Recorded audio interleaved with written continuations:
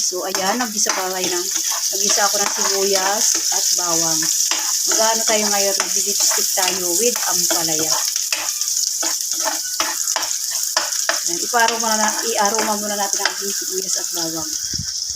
Ayan guys, hindi ako nagsusunog ng sibuyas at bawang. Gusto kasi, ganyan pa pag mapait. Igisa natin yung baka. So, ayan guys, ginisa ko muna yung baka. Bali, nilaga ko na ito kanina guys, bago ako umalis. Pumunta kasi ako ng palengke. Nilaga ko muna siya. Kaya pagdating ko, igisa ko na lang siya. Ayan. Pero hindi pa siya masyadong malambot. Kailangan pa natin palambutin.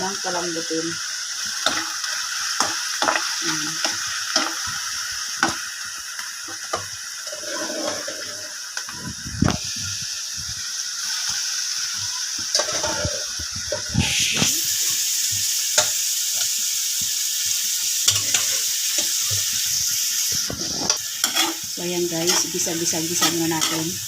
Mekos natin guys. Yan.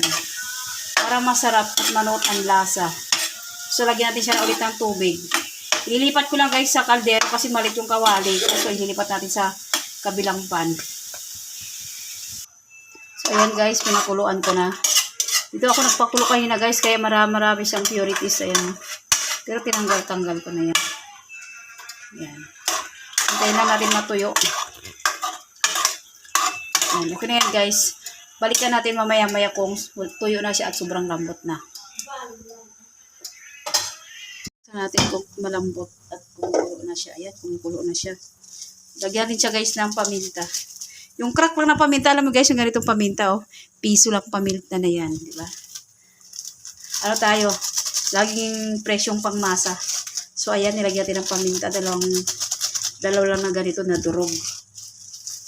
Then, lagyan natin ng beef cubes. Pasensya kayo sa kaldero ko guys, ha. Yung pan namin, natanggal na yung ano niya, yung kulay niya. Kakakuskus. Ayan. Naglagay ako ng 2 beef cubes para mas masarap. Mas malasa. Tapos, bitchin. Ayan. Maliit lang yung butas niya. Lakihan nga natin. Kaya ayaw lumabas eh. So, ayan. Ayan. Natog na ang asawa ko. Hindi pa ako nakaluto. Ayan. Halo-haluin lang natin. Hintayin natin hanggang sa lumambot guys. Pag lumambot na siya at tuyo, nalagyan din siya ng uyo. Kalamansi. Kalamansi ang nilalagay ko para masarap. At ampalaya. So, ayan lang guys. Maya balikan natin ulit. Guys, nilagay ko na yung ampalaya. Huwag natin i-overcook. Half-cook lang siya para hindi ba siya mapait. Yan. Dinamihan ko ng sabaw. Yan. Kasi gusto ng mister ko may sabaw kasi nagapasuso siya. Joke. Char lang yan guys. So, hindi gusto kasi maraming sabaw. Kaya nilagyan natin.